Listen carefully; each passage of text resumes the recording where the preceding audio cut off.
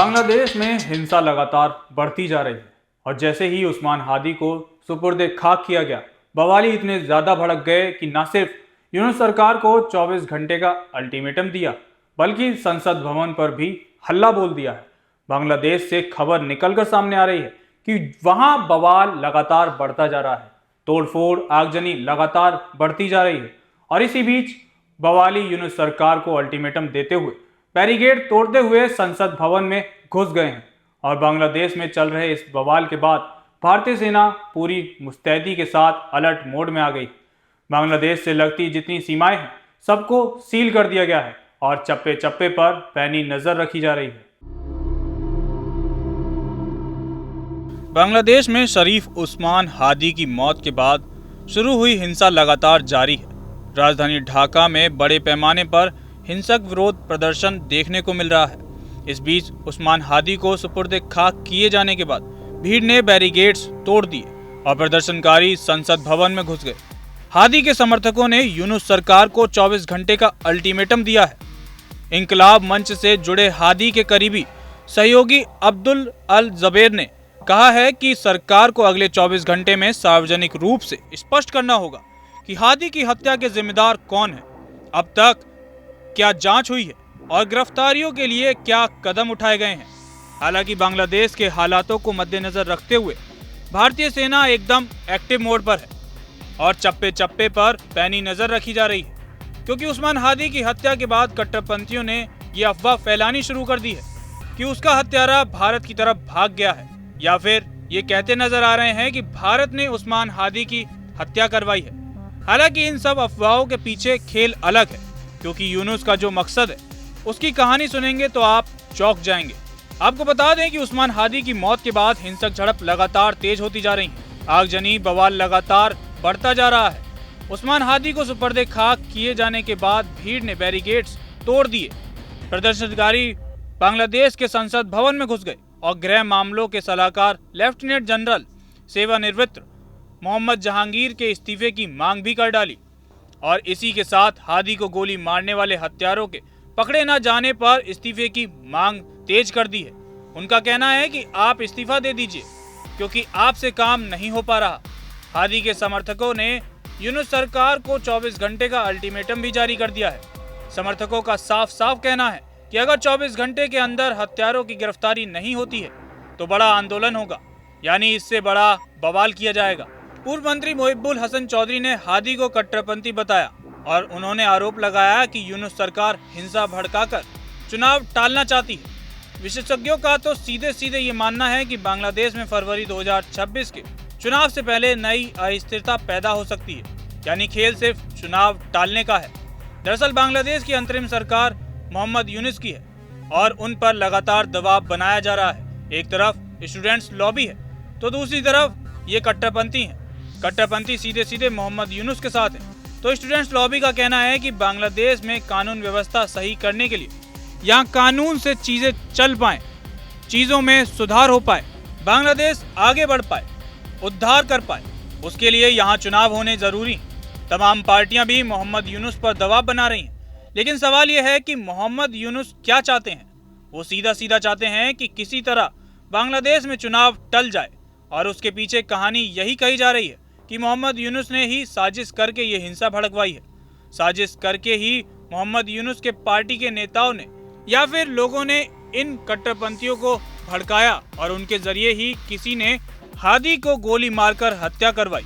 जैसे ही उस्मान हादी की हत्या की खबर आती है तो पूरे बांग्लादेश में बवाल खड़ा हो जाता है। ना सेना पूरी स्थिति को कंट्रोल कर पा रही है, ना पुलिस कुछ कर पा रही है और सीधे सीधे संसद भवन की तरफ ये भीड़ घुस गई है, हल्ला बोल दिया है। कई तस्वीरें तो बेहद हैरान कर देने वाली हैं, जिसमें खुद बांग्लादेश के सैनिक कट्टरपंथियों के आगे हाथ जोड़ते गिड़गिड़ाते हुए नजर आ रहे हैं कि आप ये बवाल मत कीजिए, हम आगे कार्रवाई करेंगे। बांग्लादेश में हालात बद से बदतर होते जा रहे हैं। कट्टरपंथी भीड़ इतनी बेकाबू हो चुकी है कि उन्होंने बीएनपी नेता बिलाल हुसैन के घर में आग लगा दी, जिसमें उनकी 7 साल की बेटी जलकर मर गई और बिलाल खुद भी अपनी 2 अन्य बेटियां सलमा अख्तर और सामिया अख्तर के साथ गंभीर रूप से जल गए। अब जरा आप खुद सोचिए, जहां सेना अपने बवालियों के आगे ही घुटने टेक दे, तो वो कैसे किसी दुश्मन से लड़ पाएगी। और जाहिर सी बात है कि बांग्लादेश में आपके बड़े नेता की हत्या हो जाती है, हत्यारे गोली मारकर आसानी से भाग जाते हैं, पूरा देश बवाल की राह पर आ जाता है, चारों तरफ दफ्तरों को तोड़ा जाता है, कहीं पत्रकारों को निशाना बनाया जाता है और हत्यारे अभी तक नहीं पकड़े जाते। तो कहानी में ट्विस्ट यही है कि ये जानबूझकर करवाया गया और इसके पीछे न सिर्फ मोहम्मद यूनुस है बल्कि पाकिस्तान का हाथ भी बताया जा रहा है और CIA भी इस पूरी कहानी में शामिल है। बांग्लादेश में खराब होते हालातों को संभालने की यूनुस की सारी कोशिशें नाकाम हो चुकी हैं और कट्टरपंथियों का जुल्म चरम पर है। इन सब के बीच शेख हसीना के जीजा की भी एंट्री हुई है, जो बांग्लादेश में बेहद ही पावरफुल पोजीशन पर बैठे हैं। जहां एक तरफ यूनुस भारत के साथ रिश्ते बिगाड़ने में कोई कसर नहीं छोड़ रहे हैं, तो वहीं दूसरी तरफ वाकर ने भारत को सुरक्षा का भरोसा दिलाया है। वाकरुज़्ज़मान असल में बांग्लादेश के सेना प्रमुख हैं, जिन्होंने भारत को सुरक्षा का भरोसा दिलाया है। उन्होंने साफ कर दिया है कि भारत की संपत्तियां बांग्लादेश में सुरक्षित रहेंगी। उन्होंने इतने मुश्किल हालातों में भी भारत के प्रति बांग्लादेश की प्रतिबद्धता जाहिर की है और भारत के हितों की रक्षा करने की बात कही है। बता दें कि वाकरुज़्ज़मान शेख हसीना के जीजा भी हैं। उन्होंने ही 5 अगस्त के घटनाक्रम के दौरान उनकी जान बचाई थी, जब प्रदर्शनकारी उन पर अटैक करने के लिए बढ़ रहे थे।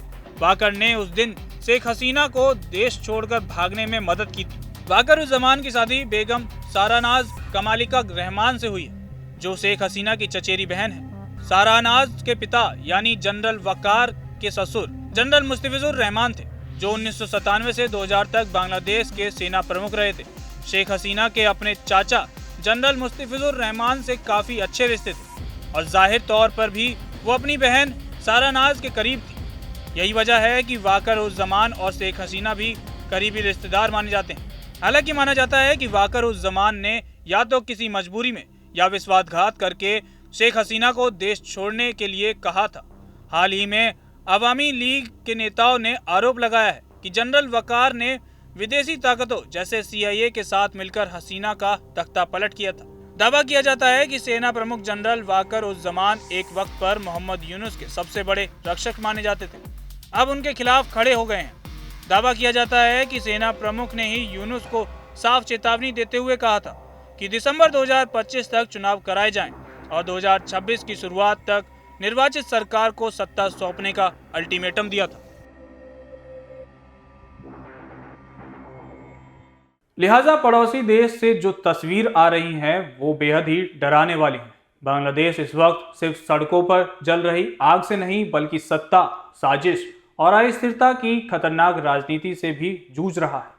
उस्मान हादी की हत्या ने जिस चिंगारी को हवा दी है वो अब पूरे देश को अपनी चपेट में लेती दिख रही है। एक तरफ यूनुस सरकार पर चुनाव टालने के आरोप हैं, दूसरी तरफ कट्टरपंथियों का बेकाबू उग्र रूप और बीच में पिस रही आम जनता। लेकिन अब सबसे बड़ा सवाल यही है कि क्या यह हिंसा महज एक घटना का नतीजा है या फिर इसके पीछे कोई बड़ा खेल चल रहा है। क्या बांग्लादेश वाकई लोकतंत्र की राह पर आगे बढ़ पाएगा या फिर अस्थिरता की दलदल में और गहराता जाएगा। आपको क्या लगता है? अपनी राय हमें कमेंट सेक्शन में जरूर बताएं। कैमरे के पीछे मेरे सहयोगी मिनाज हैं। जनतंत्र टीवी पर खबरों का सिलसिला यूं ही जारी रहेगा। नमस्कार।